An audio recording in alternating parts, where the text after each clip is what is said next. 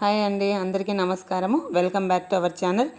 ఆంధ్రప్రదేశ్ రాష్ట్రంలో సామాజిక భద్రత పెన్షన్ కోసం ఎదురు చూస్తున్నటువంటి పేద ప్రజలకు ప్రభుత్వం అయితే అదిరిపోయే శుభవార్తనైతే తీసుకురావడం జరిగింది.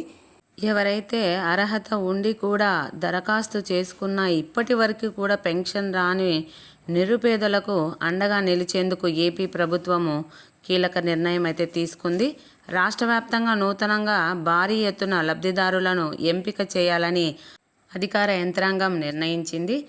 ఎన్టీఆర్ భరోసా పథకం కింద కొత్తగా 3 లక్షల మందికి పెన్షన్లను మంజూరు చేయాలని ఆంధ్రప్రదేశ్ ప్రభుత్వము కార్యాచరణ అయితే సిద్ధం చేసిందని చెప్పడం జరిగింది.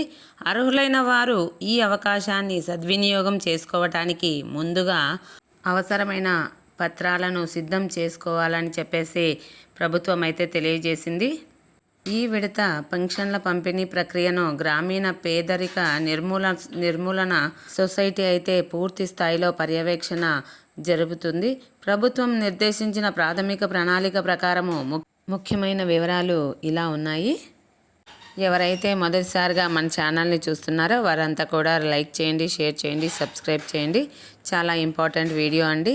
ప్రభుత్వము ఎంతో ప్రతిష్టాత్మకంగా పెన్షన్ల కార్యక్రమం చేపట్టారు. ఆంధ్ర రాష్ట్ర ప్రభుత్వము విడుదల చేసిన సమాచారం ప్రకారము కొత్తగా ఇచ్చే 3 లక్షల పెన్షన్లలో తొలి ప్రాధాన్యతను వితంతువులకు మరియు వృద్ధులకు మరియు అత్యంత నిరుపేద కుటుంబాలలోని మహిళలకు ముఖ్య ప్రాధాన్యతనైతే ఇవ్వడం జరిగింది. తర్వాత వృద్ధులు ఆర్థిక భద్రతకు పెద్దపీట వేయాలనే లక్ష్యంతో ప్రభుత్వము ఈ నిర్ణయం తీసుకుంది.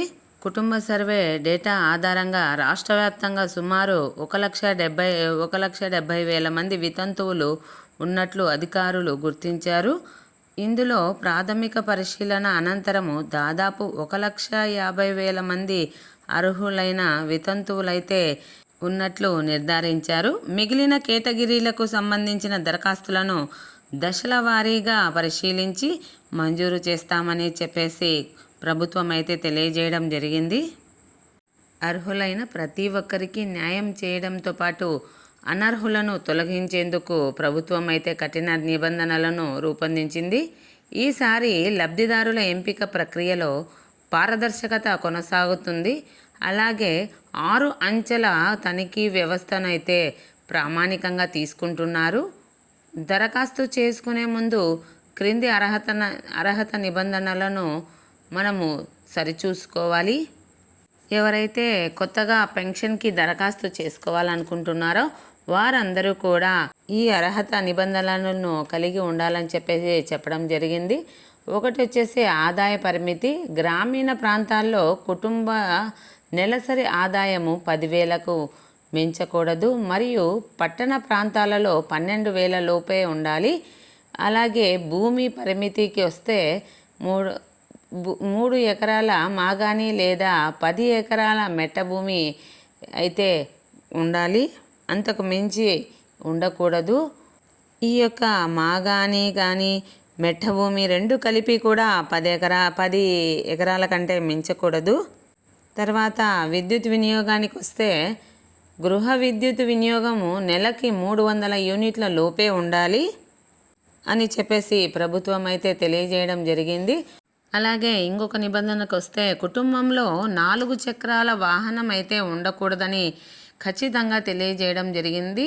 ఏవి అంటే టాక్సీ, ఆటో, ట్రాక్టర్కు మినహాయింపు ఉంది.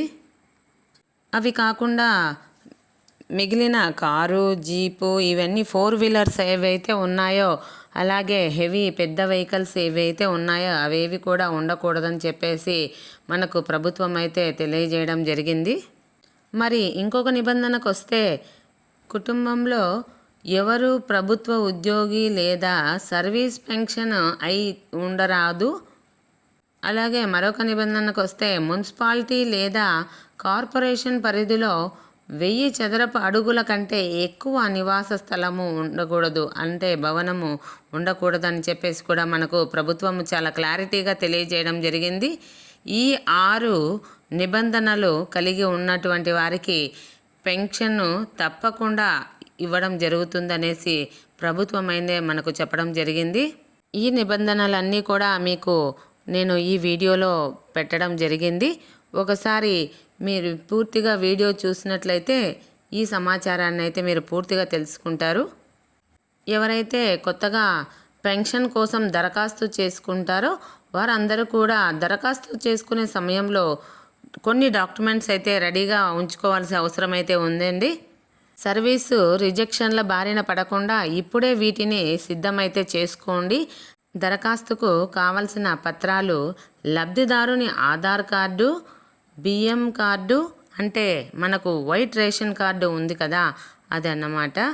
వితంతు పెన్షను దరఖాస్తుదారులకు భర్త మరణ ధృవీకరణ పత్రము, అలాగే బ్యాంక్ అకౌంటు పాస్బుక్ లేదా పోస్ట్ ఆఫీస్లో పేమెంట్ చేస్తారు కదా బ్యాంక్ ఖాతా బుక్, అది కూడా జిరాక్స్ అయితే కంపల్సరీగా తీసుకోవాలి. అలాగే పాస్పోర్ట్ సైజు కలర్ ఫోటోలు 2 తప్పనిసరిగా తీసుకోండి.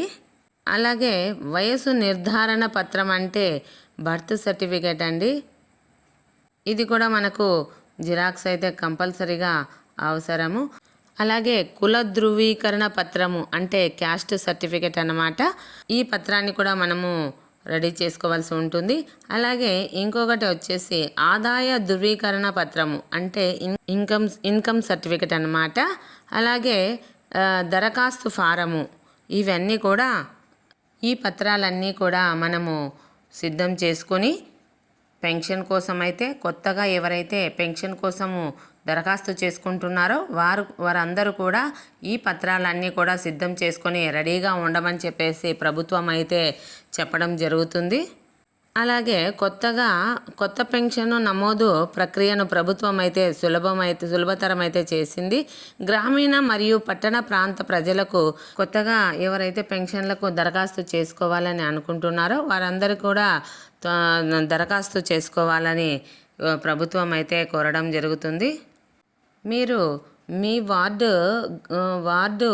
స్వర్ణ గ్రామాలకు వెళ్ళి డిజిటల్ అసిస్టెంట్ లేదా వెల్ఫేర్ అసిస్టెంట్ వారిని కలవండి. అలాగే ఆధార్ నెంబరు లేదా రేషన్ కార్డు నెంబర్ ఆధారంగా సిస్టంలో 6 స్టెప్ వెరిఫికేషన్ అయితే పూర్తి అవుతుంది. ఈకేవైసీ ధృవీకరణ అంటే దరఖాస్తుదారుని బయోమెట్రిక్ లేదా ఐరిస్ అథెంటికేషన్ను పూర్తి చేయాలి. దరఖాస్తు చేసుకున్న తర్వాత మీరు అప్లికేషన్ స్టేషన్ను స్వర్ణగ్రామం లాగిన్లో ఎప్పటికప్పుడు కూడా తనిఖీ చేసుకోవచ్చు. ఎవరికి ఎలాంటి దళారీ ఫీజులు చెల్లించవలసిన అవసరం అయితే లేదు. కానీ మీరు దరఖాస్తు చేసుకునేటప్పుడు వాళ్ళు మీకు ఇచ్చే రసీదు నెంబర్ అయితే మీరు భద్రంగా పెట్టుకోవాల్సి ఉంటుంది. ఆ నెంబర్ ఉన్నప్పుడు మాత్రమే మీరు ఎప్పటికప్పుడు లాగిన్లో అయితే చెక్ చేసుకునేదానికి అవకాశం అయితే ఉంటుంది. అందుకోసము రసీదు నెంబర్ అయితే మీరు చాలా జాగ్రత్తగా పెట్టుకోవాల్సి ఉంటుంది. మరి ఈ దరఖాస్తు ప్రక్రియ ఎప్పటి నుంచి మొదలవుతుంది అంటే సెప్టెంబర్ మొదటి వారంలో ప్రభుత్వం నుంచి మనకు పెన్షన్ల పోర్టల్ అయితే ఓపెనింగ్ సంబంధిత పూర్తి జీవో అయితే విడుదల కానుంది. అలాగే ప్రభుత్వం వారు విడుదల చేసిన ప్రామాణికాలను అయితే మీకు ఇక్కడ చూపించడం అయితే జరిగింది. మరిన్ని అప్డేట్ల కోసం మా ఛానల్ని చూస్తూనే ఉండండి. అలాగే లైక్ చేయండి, షేర్ చేయండి, మీకు తెలిసిన వారికి అందరికీ షేర్ చేయండి, సపోర్ట్ చేయండి. థ్యాంక్ యూ అండి.